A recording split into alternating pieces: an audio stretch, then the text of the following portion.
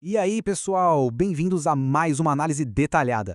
Hoje a gente vai dar um mergulho profundo nas fundações matemáticas que sustentam basicamente toda a tecnologia moderna. Olha, o aprendizado de máquina muitas vezes é tratado por aí como se fosse mágica, ou alguma coisa saída de um filme de ficção científica, né? Mas a verdade nua e crua é que ele tem uma espinha dorsal rigorosamente lógica e matemática. O nosso objetivo aqui é desmistificar tudo isso. A gente vai explorar a abordagem estatística que faz com que os computadores não só processem dados, mas consigam genuinamente extrair padrões e, o mais impressionante, prever o futuro. Para definir o tom da nossa conversa de hoje, eu queria trazer uma citação fenomenal do Isaac Asimov. Ele disse: "Suas suposições são suas janelas para o mundo. Esfrega de vez em quando ou a luz não entrará." E por que isso importa tanto para a gente? Porque no universo dos dados, a forma como você assume que o mundo funciona dita absolutamente todos os resultados que você vai obter. Quando a gente faz essa transição dos métodos clássicos lá da estatística tradicional para as redes super complexas do aprendizado algorítmico, é absolutamente essencial dar um passo atrás e repensar as nossas suposições fundamentais. Sem essa faxina mental, os nossos modelos matemáticos ficam simplesmente cegos para os novos padrões da realidade. Então, olha só o nosso roteiro de hoje. É bem direto ao ponto. Tópico 1, Introdução ao aprendizado. Tópico 2, Predição versus inferência. 3, a função de risco. 4, o problema do superajuste. E fechando no tópico 5, validação cruzada e testes. Certo. Vamos começar pelo começo. Seção 1, Introdução ao aprendizado.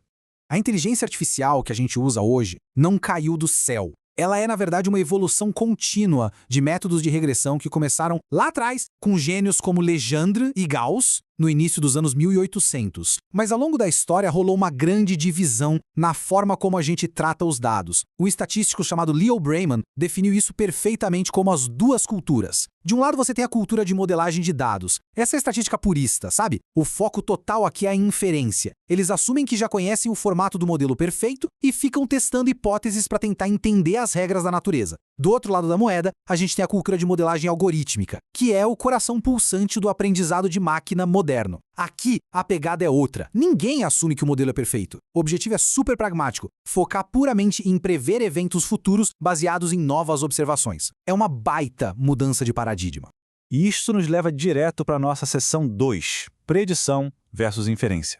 Qual é o verdadeiro objetivo aqui? Quando a gente abraça a cultura algorítmica, o grande porquê de criar modelos muda completamente. A gente para de se preocupar tanto com a interpretação matemática perfeita e passa a focar na capacidade de prever resultados complexos no mundo real. E traduzir essa teoria para as nossas vidas é fascinante. Por exemplo, imagina cruzar dados de mais de 200 países, colocando lado a lado a riqueza de uma nação, que é o PIB per capita, com a expectativa de vida da população. Quando você aplica uma função de regressão sobre essa nuvem gigante de dados, o computador não está só desenhando uma linha bonitinha. Ele adquire um superpoder. Dado o PIB de um país totalmente novo, que ele nunca viu, a máquina consegue prever com a precisão absurda quantos anos, em média, os cidadãos de lá vão viver. E dá para levar essa capacidade preditiva ao limite extremo. Literalmente, da economia humana para a vastidão do universo. Lá na cosmologia, um dos maiores desafios que os cientistas enfrentam é medir o tal do desvio para o vermelho, ou redshift, de uma galáxia distante. Essa é a métrica que diz exatamente a que distância uma galáxia está da Terra. Só que, historicamente, calcular isso exige equipamentos de espectroscopia que são absurdamente caros e demoram uma eternidade para processar. E é aqui que a mágica acontece. Os cientistas estão simplesmente superando esse obstáculo usando esses algoritmos preditivos. Em vez de usar espectroscopia complexa, eles alimentam modelos de regressão direto com imagens colossais das galáxias. A máquina analisa puramente os padrões de luz e os pixels daquela imagem bruta e aprende a prever as distâncias cosmológicas. É a inteligência algorítmica substituindo processos físicos lentos e transformando totalmente a exploração espacial, um verdadeiro divisor de águas. Para deixar esse conceito de predição pura ainda mais claro, sem a gente se perder em teorias profundas, vamos trazer de volta para a Terra e olhar para algo do nosso dia a dia, a renderização 3D de rostos humanos. O desafio é o seguinte: você dá uma imagem para o algoritmo, e a máquina tem que prever exatamente a direção geométrica para a qual aquela pessoa está olhando. Só que a máquina não faz a menor ideia do que é um olho, ou uma sombra, ou uma sobrancelha. Ela não entende o conceito humano. Ela está apenas processando valores numéricos de milhões de pixels para cuspir uma predição certeira no final. Essa é a essência nua e crua do aprendizado de máquina em ação. Tudo muito legal, mas vamos para a seção 3, a função de risco. Como a gente mede tudo isso? Se a gente está construindo essas ferramentas incríveis para prever anos de vida, distâncias estelares ou para onde alguém está olhando, a gente precisa saber se o algoritmo é bom mesmo, certo? E é exatamente aí que entra a função de risco. É essa métrica matemática, fria e calculista, que vai ditar se o modelo é um sucesso ou um fracasso. Apesar do nome técnico, o risco quadrático é de uma elegância imensa. Ele funciona basicamente como a fita métrica do poder de previsão de um modelo. Ele calcula a distância média entre a previsão otimista da máquina e a dura realidade de dados totalmente novos que ela nunca viu. Trocando em miúdos, criar uma função de predição excelente significa fazer uma caçada implacável pelo modelo que te dê o menor risco possível. Menos risco, menos erros ao encarar o desconhecido. Simples assim. E aí a gente esbarra na seção 4, o grande e famigerado problema do superajuste. Sabe, o maior desafio quando a gente cria inteligência artificial é lidar com a tensão de achar o modelo ideal. É meio que o problema da caixinhos dourados, sabe? A gente quer um modelo que não seja simplório demais, mas que também não seja hipercomplexo e caótico. Imagina uma linha verde, completamente reta. Ela é um modelo super simples de grau 1. Só que ela é simples até demais. Ela sofre de subajuste, ignorando totalmente as nuances e as curvas naturais dos dados do mundo real. Agora, imagina o oposto. Uma linha rosa, toda cheia de altos e baixos, baseada no modelo de grau 50. Ela passa por todos os pontinhos de dados perfeitamente. Mas adivinha? Esse é o perigoso superajuste, ou overfitting. O modelo não aprendeu a regra geral, ele só decorou os dados de treinamento. Se você jogar um dado novo para ele, ele vai errar feio.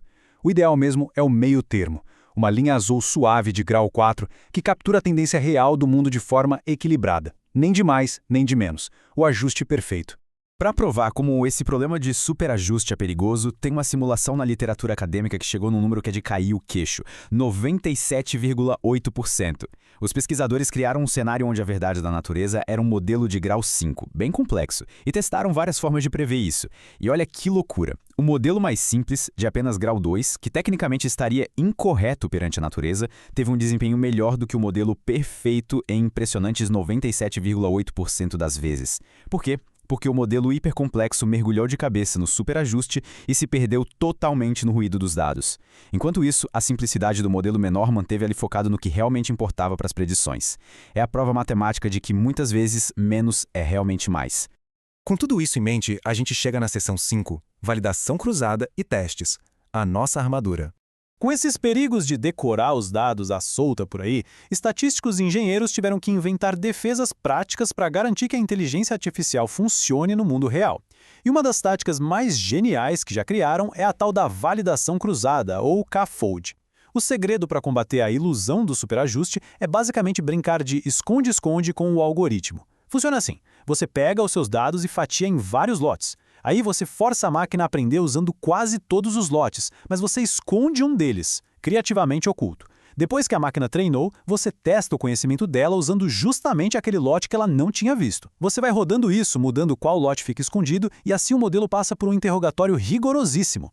É a melhor forma de revelar se ela aprendeu padrões de verdade ou se só decorou as respostas.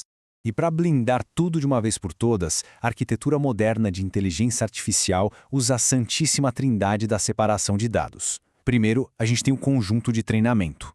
Esse é o material bruto de construção, as fundações onde o modelo nasce e aprende. Depois, vem o conjunto de validação. Pensa nele como um laboratório de testes interno, que a gente usa só para fazer aquele ajuste fino, para calibrar os detalhes, sem estragar a isenção da coisa toda. E por último, a peça de resistência, o conjunto de teste.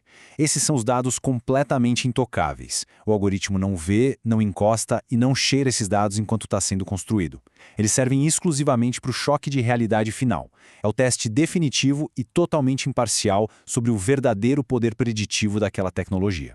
Bom, as implicações de tudo que a gente conversou hoje reverberam muito forte no futuro da tecnologia. Porque no fim das contas, o aprendizado de máquina não tem nada a ver com computadores fazendo magia. Tem a ver com a aplicação de funções preditivas elegantes, que são mantidas na linha graças aos limites rigorosos da validação e do combate ao superajuste. Conforme a complexidade dos algoritmos continua quebrando barreiras no processamento de imagens, de sons e de linguagens, a gente fica com uma pergunta incontornável na cabeça.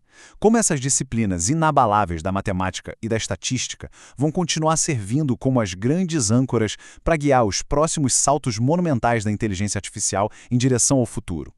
O debate sobre as fundações continua, pessoal. E com certeza, quem entende a matemática hoje é quem vai ditar o amanhã. Até a próxima!